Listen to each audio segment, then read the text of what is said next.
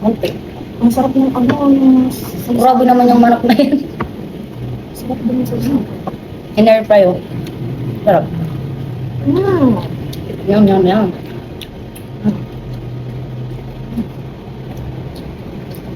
Sarap yun. Ang sarap ng ano balat. Hmm? Ang sarap kasi yung sa loob nilagyan mo ng pamarinate. Hindi, yung kumalagyan. Ah, inanuhan mo lang pala, di ba? Pinahiran mo lang. Palabas lang. Grabe yung ano yun, nanonood. Ang sarap. Pag kasi ano, tayo nagluto, maano, Nakakatipid tayo. baka, hindi doon, dyan sa andok. Ayoko.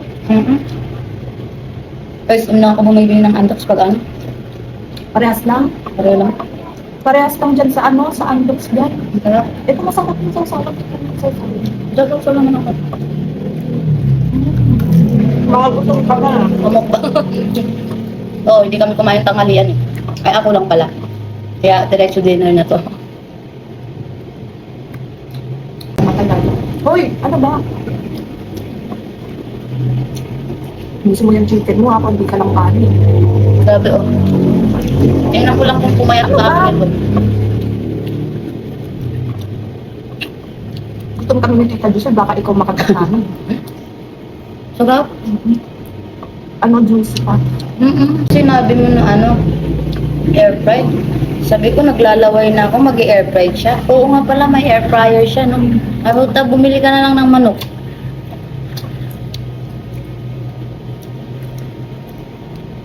Sabi ko, una kami dito. Ayan, may pagbilit tayo. Bukas, ano, tututuin natin. Mag-ano naman tayo, pork chop. Ano ka pa ha? Oo nga, nag-aabang eh. Bigyan mo na. Asa may service na? Huwag buto kasi ano.